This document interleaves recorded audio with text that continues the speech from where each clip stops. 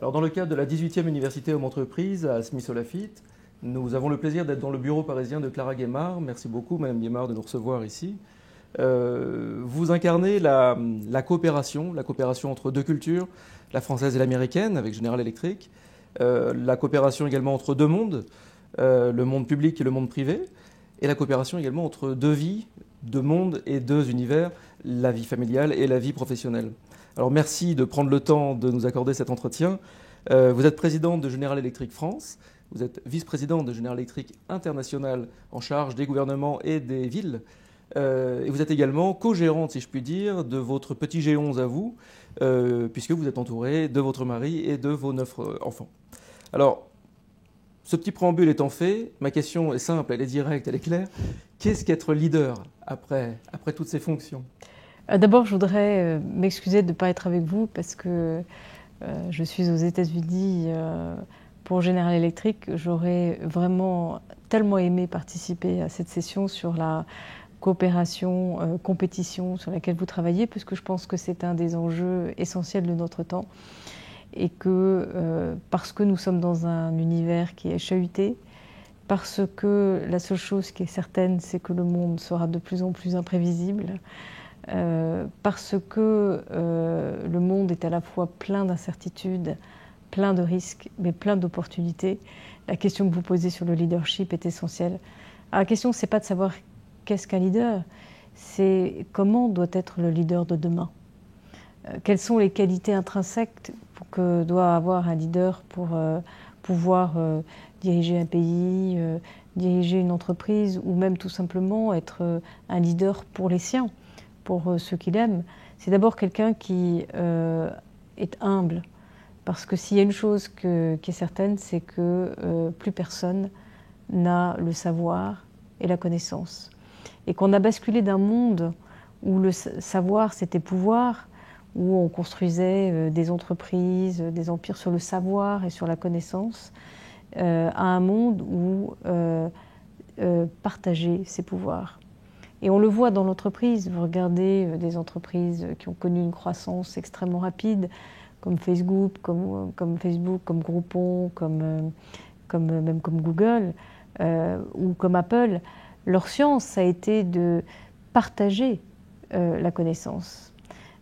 Donc la première des qualités, c'est l'humilité, c'est la capacité d'observation, de regarder et d'accepter de ne pas toujours tout comprendre et de tout savoir.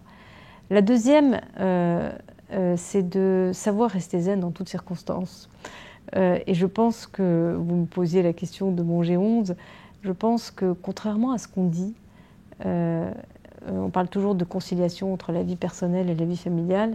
C'est pas de la conciliation, c'est de la coopération et j'allais dire c'est de l'élévation de l'un par l'autre.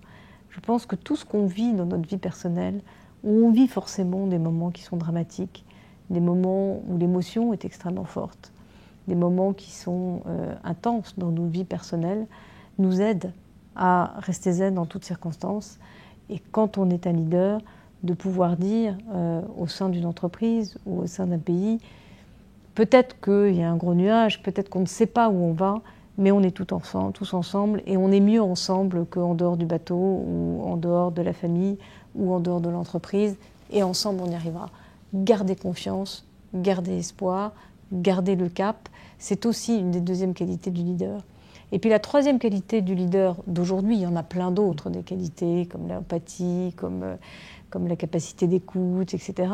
Mais il y a une troisième qualité qui me semble fondamentale dans ces temps qui sont des temps troublés, c'est la curiosité. C'est l'appétit d'apprendre et c'est la capacité à créer, à inventer les conditions pour que vos collaborateurs non seulement ne fassent pas le meilleur travail possible, mais soient avec vous libres d'inventer l'avenir avec vous. Moi, je dis souvent à mes collaborateurs, et notamment quand je les recrute, que je leur dis je te recrute pour tes qualités, pour tes compétences, pour ton expertise, mais je te recrute aussi pour ce que je ne sais pas de toi.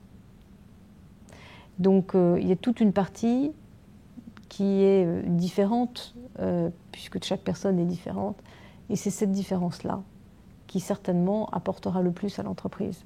Donc bien sûr, il y a le savoir-faire, il y a la qualité de l'exécution, il y a la précision du travail fait, il y a la loyauté, mais il y a aussi cette capacité d'inventer et de donner ce qu'on porte en soi au-delà de simplement la compétence et de l'expertise.